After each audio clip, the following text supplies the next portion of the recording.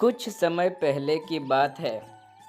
टुनी अपने परिवार के साथ खुशियों भरी जिंदगी बिता रही थी। टुनी के दो बेटे थे, जग्गू और पिप्पो। वो सारा दिन काम करते और रात को अपने घोंसले में आकर एक दूसरे से बातें करके अपनी सारी थकान दूर कर देते। मेरे प्यारे बच्चों, तुम्हें पता है मुझे सबसे ज्यादा खुशी कब मिलती है? कब मम्मी? जब मैं तुम दोनों को देखती हूँ तब मुझे सबसे ज्यादा खुशी मिलती है। हमारी प्यारी मम्मी। बेटा, जिंदगी गुजारने का मजा तभी आता है जब हमारा परिवार हमारे साथ हो। मम्मी, हम हमेशा साथ ही रहेंगे। हाँ मेरे बच्चों, बस तुम अपनी जिंदगी में हमेशा मेहनत करने रहना। कोई भी चीज मुश्किल नहीं होती। मन लगाकर काम करने से हर काम आसान हो जाता है। ऐसे ही रोज की तरह वो बातें करते करते सो जाते हैं। बच्चों, आज हमें दूसरे जंगल में जाना है। सुना है वहाँ दाना बहुत जल्दी मिलता है।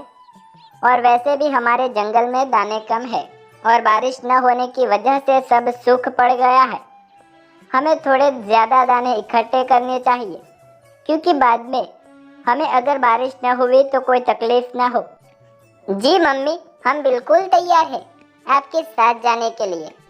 तो फिर चलो चलते हैं। आज मौसम भी ठीक नहीं लग रहा, हमें वापस भी जल्दी आना होगा। और टुनी अपने दोनों बेटों के साथ दूसरे जंगल की तरफ निकलती है और जल्द ही दूसरे जंगल में पहुंच जाती है। मम्मी, आपने तो ठीक कहा था। यहाँ पर तो बहुत सारा दाना है। हम यहाँ रोज आया करेंगे दाना खाने के लिए, और अगर बारिश नहीं हुई तो हम ज्यादा दाना इकट्ठा कर पाएंगे, ताकि अगर किसी और पक्षी को दाने की जरूरत हो तो हम उसकी मदद भी कर सके। ओहो चिड़िया बहन, तुमने तो अपने बच्चों को कितने अच्छे संस्कार दिए हैं।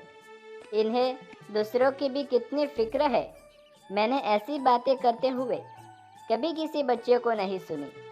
वैसे आप कहाँ से आई हो? हम पास वाले जंगल से आए हैं तोते भाई। हमारे यहाँ इस समय दाने थोड़े कम हो जाते हैं, इसलिए हमें यहाँ आना पड़ा। आपने बहुत अच्छा किया चिड़िया बहन। आपके बच्चे भी बहुत संस्कारी है। क्या नाम है तुम्हारे बच्चों? मेरा नाम जग्गू है और मेरा नाम पिप्पो। क्या तोते अंकल आप इसी जंगल में रहते हो? हाँ बच्चों, यहाँ ही रहता हूँ। मेरा घर इधर पास में ही है। लेकिन मैं सोच रहा हूँ अब तुम्हारे जंगल में आ जाओ। लेकिन आपके यहाँ तो दाना इतना अच्छा है, तो फिर वहाँ क्यों? बच्चों, सिर्फ दाना ही जरूरी नहीं होता। अगर हम अपने ही घर में सुरक्षित ना हो तो खाने को क्या करेंगे? क्या मतलब तोते भाई? साफ साफ कहिए, मैं कुछ समझी नहीं। चिड़िया बहन, आप देर ना करें। आज मौसम भी कुछ ठीक नहीं लग रहा और दो बच्चे भी साथ में हैं। आपको जल्दी ही घर की तरफ निकलना चाहिए। फिर कभी मुलाकात होगी तो बताऊंगा। हाँ जग्गू और पिप्पो, जल्दी करो, अब हम चलते हैं। मुझे ऐसा लगता है कि जैसे कोई तूफान आने वाला है। और टुनी अपने दोनों बेटों के साथ घर वापस निकलती है। अभी उन्हें तोते अंकल से यहाँ निकले थोड़ी ही देर हुई थी कि जबरदस्त तूफान शुरू हो गया। हवा इतनी तेज थी कि टुनी और उसके बच्चे खुद को संभाल नहीं पा रहे थे। बच्चों, अब तुम मेरे साथ ही रहना। अब जो भी बड़ा पेड़ आएगा उसके ऊपर हमें बैठ जाना है। अपना सफर तूफान रुकने के बाद ही करेंगे। ठीक है मम्मी। जग्गू अपनी माँ को जवाब देता है। टुनी इस बात पर ध्यान नहीं देती कि जवाब सिर्फ जग्गू ने दिया था। पिप्पो तो उन लोगों के साथ था ही नहीं। ऐसे ही एक बड़ा पेड़ आता है।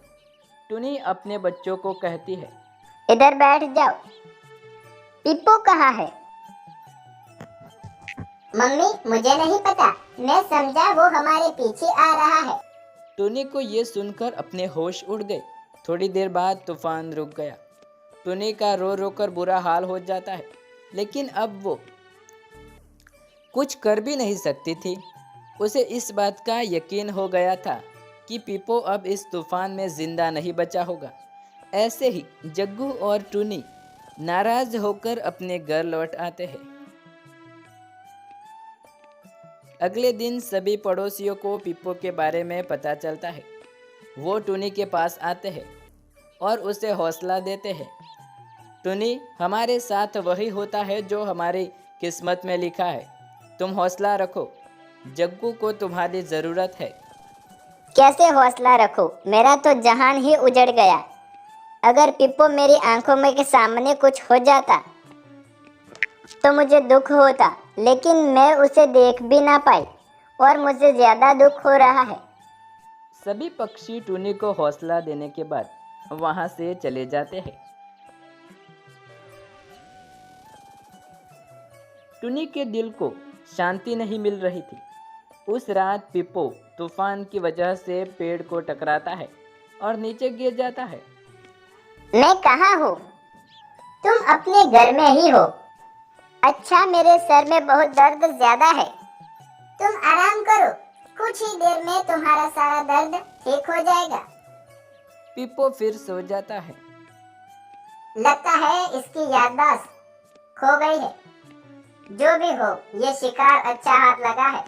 हमारे बच्चों को देखो, दिन ब दिन कितने कमजोर होते जा रहे हैं। इसे देखो, इतनी चोट लगने के बावजूद भी बच गया। मुझे तो ये बहुत बहादुर लगता है। हाँ, तुम ठीक कह रहे हो। यह हमारे बहुत फायदा देगा। उसको ठीक होने के बाद हम उसे अच्छी तरह ट्रेनिंग देंगे और यह हमारा काम करेगा।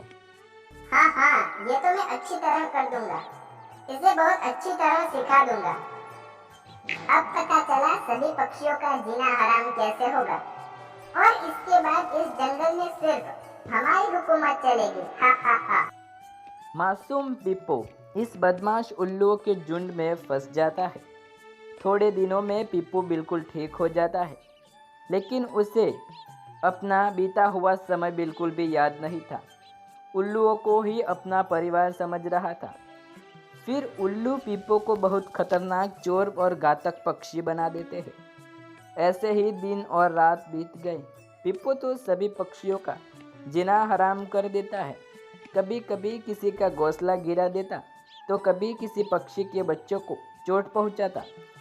आज तो उसने बहादुरी की सारी हद पार कर दी। चील के घोंसले से सारा खाना ले आया और उसके बच्चों को भी बहुत मारा।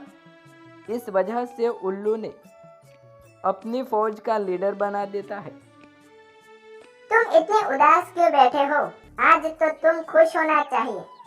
आज तुम हमारे लीडर बन गए हो। मैं खुश हूँ, लेकिन दिल अशांत है। एक अनोखी बेचैनी है दिल में। मुझे लगता है कि जैसे मैं कोई गलत रास्ते पर जा रहा हूँ। मेरे लिए ये ठीक नहीं। मेरी जिंदगी का मकसद कोई और था। अरे, तुम आजकल सोचते बहुत हो। कुछ सोचने की जरूरत नहीं। तुम जीत का जश्न मनाओ। दुखी मत हो दोस्त। और हाँ सुनो, कल हमें एक तोते को सबक सिखाना है। पता नहीं आजकल तोता कुछ ज्यादा ही उछल रहा है। कल हमें उसे मजा चखाना ही होगा। तो बोलो तोते, क्या हुआ? बड़ी बदमाशी दिखा रहे हो। बाकी पक्षियों को साथ बुलाकर हमारा मुकाबला करना चाहते हो? ये तुम्हारा सपना ही रह जाएगा। इस बार तो तुझे ऐसे ही छोड़ रहा हूँ। अगली बार अगर ऐसे धमकी नहीं दूंगा, सीधा तुझे ऊपर पहुंचा दूंगा। ये बात कह के पिप्पो तोते का घोंसला तोड़ देता है और वहां से चला जाता है। मुझे कुछ ऐसा लग रहा है कि मैंने कहीं देखा है इस पक्षी को। हाँ, याद आया। ये तो वही चिड़िया का बच्चा है जो अपनी माँ के साथ अच्छी अच्छी बातें कर रहा था। लेकिन ये उल्लुओं के साथ क्यों? और इसे कुछ याद क्यों नहीं? कुछ भी हो, मुझे कुछ गड़बड़ लगती है। चिड़िया को बताना चाहिए। और इस तरह तोता टूनी को मिलने के लिए दूसरे जंगल में जाता है। वो ढूंढते ढूंढते टूनी के पास पहुंच जाता है। आप कौन है तोते भाई? मैंने आपको पहचाना नहीं। बहन इतनी जल्दी भूल गई? मैं वही तोता हूँ जो तुम्हें दूसरे जंगल में मिला था, जब तुम अपने दोनों बेटों के साथ दाने की तलाश में आई थी। हाँ हाँ तोते भाई, वो दिन मैं कैसे भूल सकती हूँ और कभी भूल भी नहीं पाऊंगी। उस दिन तो मेरा पिप्पो मुझसे बिछड़ गया था। क्या हुआ था टूनी बहन आपको? आपको तो पता ही है तोते भाई, उस दिन मौसम कितना खराब था। उसी तूफान में मेरा पिप्पो मुझसे बिछड़ गया। अब तक मुझे ये भी नहीं पता कि वो जिंदा है कि मर गया। टूनी बहन, मैं ये कहूँ कि वो जिंदा है तो आप क्या करेंगे? क्या कह रहे हो तोते भाई?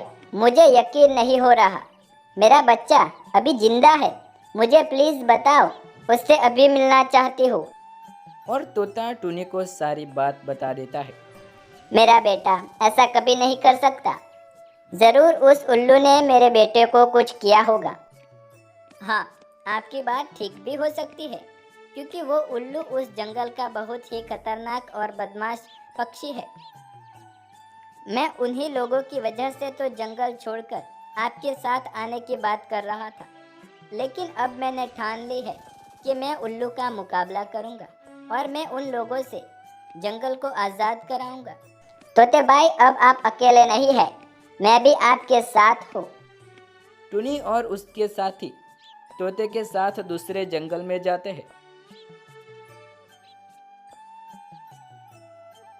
वहां जाकर उल्लू के झुंड पर हमला कर देते हैं। पिप्पू की नज़र जैसे ही टूनी और जग्गू पर पड़ती है तो उसके दिमाग में झटका लगता है और उसे पुरानी सब बातें याद आ जाती है। वो भी उनके साथ मिलकर उल्लू का हमला करता है, मुकाबला करता है और सभी उल्लू को खत्म कर देते हैं। वापस टूनी अपने दोनों बेटों के साथ जंगल लौट आई और खुशी से अपना जीवन व्यतीत करने लगी। तो दोस्तों, हमें इस कहानी से ये सीख मिलती है कि हमेशा बुराई का अंजाम बुरा ही होता है और सच्चाई की जीत होती है।